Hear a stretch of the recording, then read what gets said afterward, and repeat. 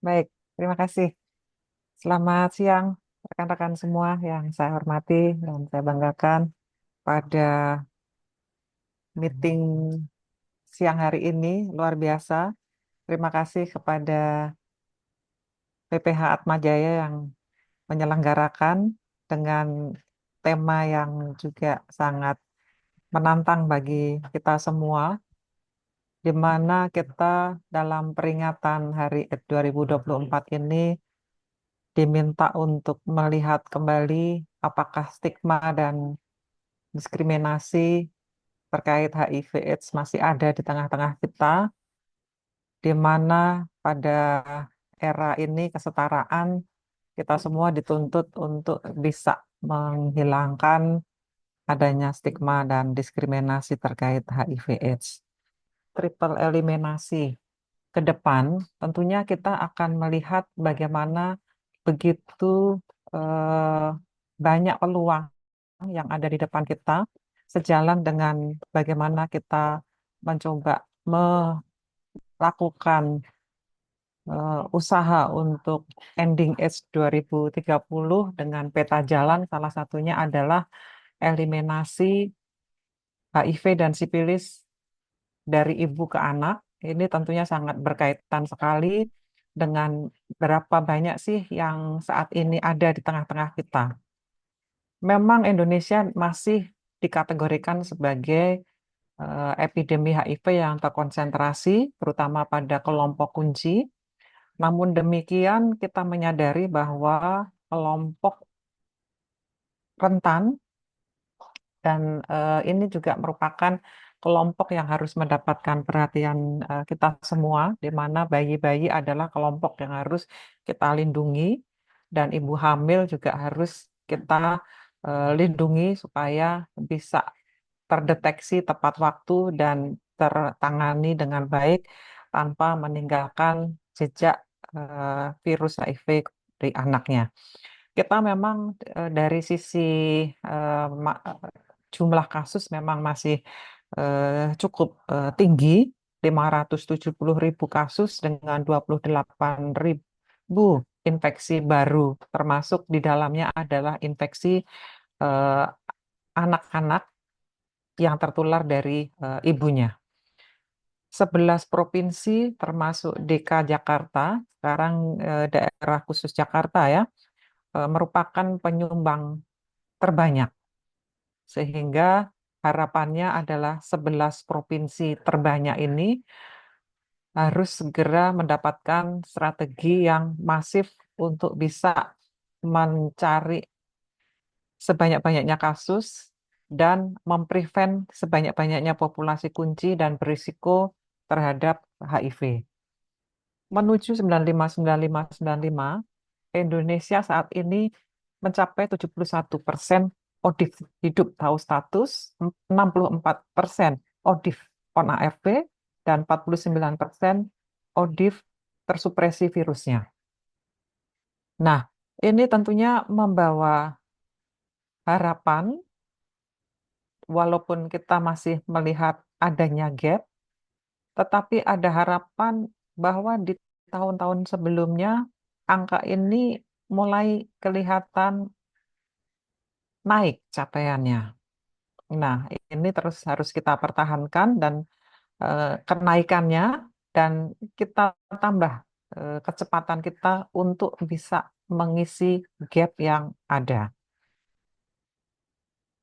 Terutama kita juga punya dasar hukum dan landasan yang jelas serta peta jalan yang jelas bahwa di 2025 dan di 2030 kita bisa menurunkan infeksi baru secara bertahap, dan di akhir 2030 infeksi baru turun 90%-nya dibanding 2010. Dan kematian akibat AIDS juga turun 90% dibanding tahun 2010. Nah, ini hal yang kalau di atas kertas kita bisa mencapai target ini. Namun perlu kerja dan gotong royong dari kita semua, untuk bareng-bareng melakukan upaya secara masif dan bersama-sama. Nah, kita punya kegiatan pencegahan di mana kita harus mengekspansi sebanyak-banyaknya kegiatan pencegahan dan juga kita melakukan upaya surveillance yang aktif, tidak hanya menunggu orang datang ke layanan, tapi juga kita harus mendatangi hotspot-hotspot dan juga mendatangi ke auditnya dan keluarganya supaya bisa layanan sampai kepada masyarakat yang membutuhkan. Kemudian kita juga mempunyai penanganan kasus yang terkini, termasuk akses ARV yang terus ditambah, termasuk di layanan swasta, termasuk akses ARV untuk anak-anak dengan obat-obatan ramah anak, dan juga pemberian yang lebih variatif dengan pemberian multibulan, bahkan dilakukan melalui pengantaran yang lebih simpel, dan juga kita perlu melakukan promosi kesehatan yang terus-menerus supaya stigma mulai berkurang dan diskriminasi ditiadakan. Nah, kita memang kalau dari gap yang ada, mengharuskan kita melakukan diversifikasi layanan, terutama untuk mengatasi gap bahwa layanan mustahil kalau hanya di puskesmas dan rumah sakit pemerintah saja.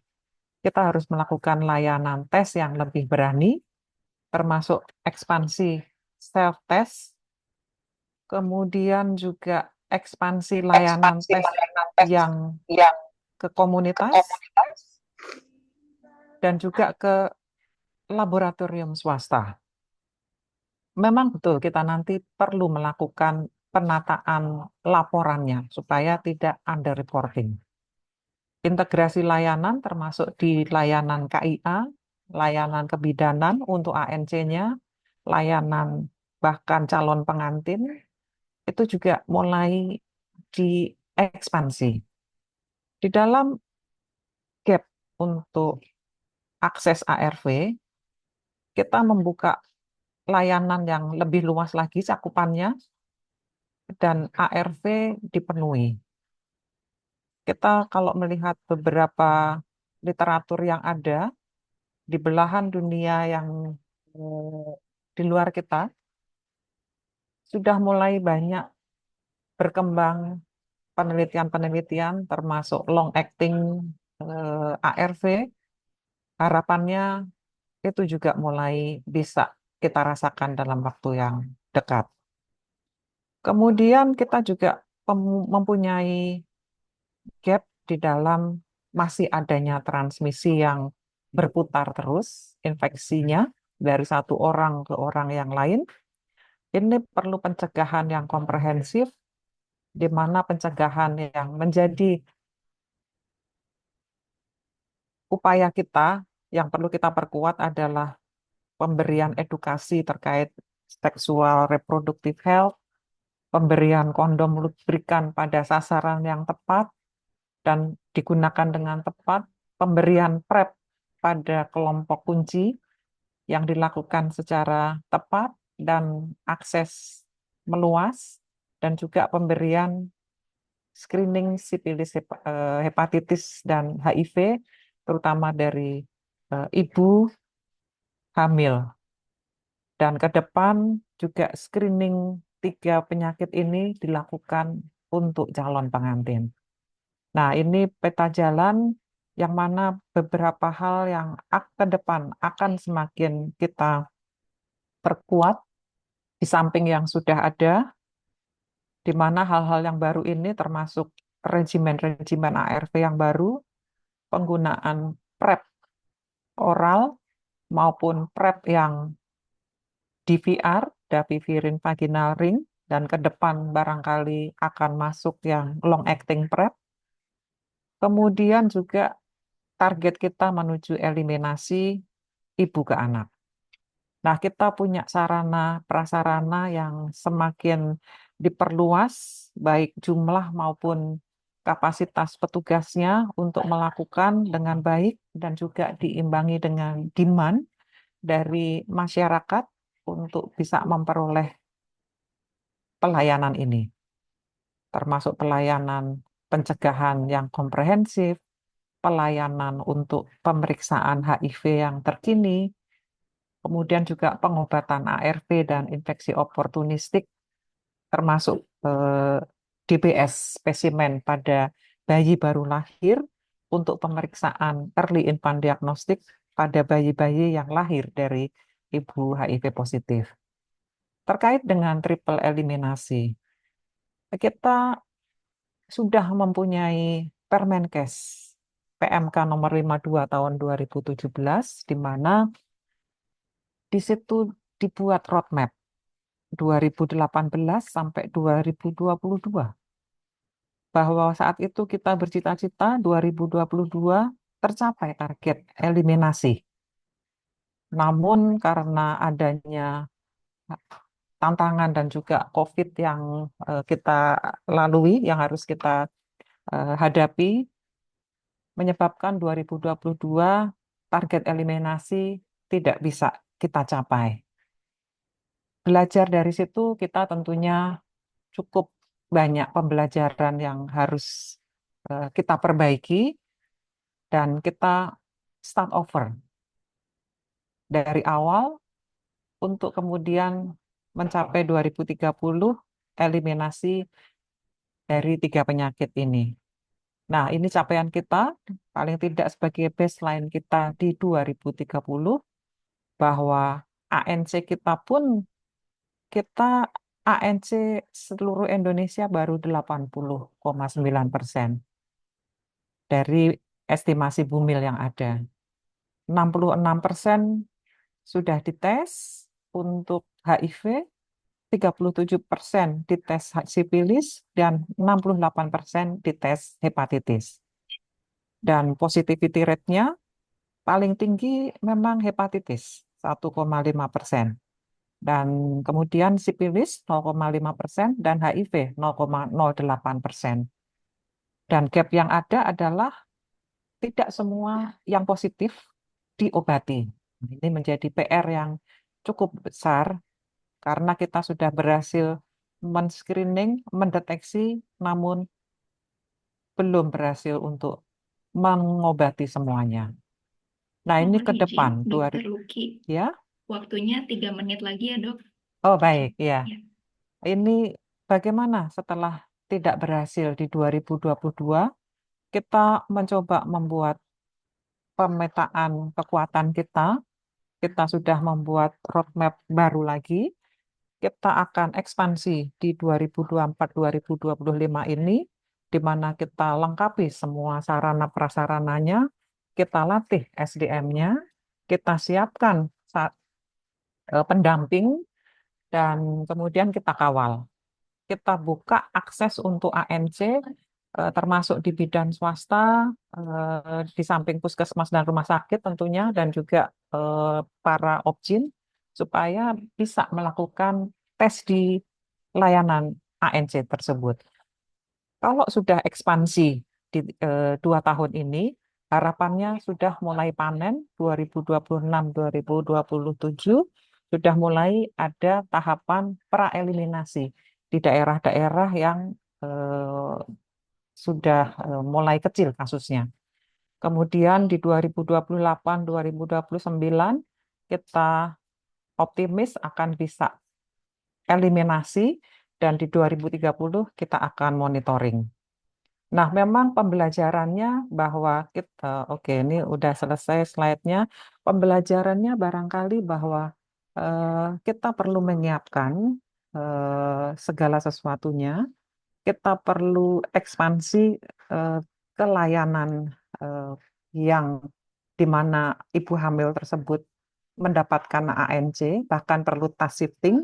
Kemudian kita perlu melibatkan organisasi profesi seperti Ikatan Bidan Indonesia, IBI, kemudian POGI, kemudian anak, karena bayi-bayi juga ada ditangani kalau sudah lahir oleh ahli anak, dan juga kita punya kesempatan untuk integrasi layanan primer karena ada klaster 1, klaster 2 untuk ibu hamil dan bayi.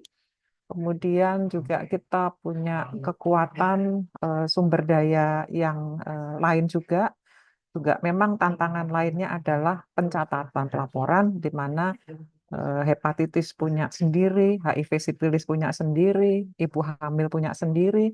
Nah, ini kita bereskan nanti di tahapan ekspansi ini supaya nanti bisa tertata semua dan kemudian semua bisa mengikuti ke tahapan preeliminasi dan selanjutnya. Saya rasa itu selamat melanjutkan webinar yang luar biasa ini. Kita bareng-bareng, saya rasa kita semua bisa dan kita harus bisa memberikan hak kepada ibu hamil dan juga terutama pada bayinya. Terima kasih, saya cukupkan. Wassalamualaikum warahmatullahi wabarakatuh.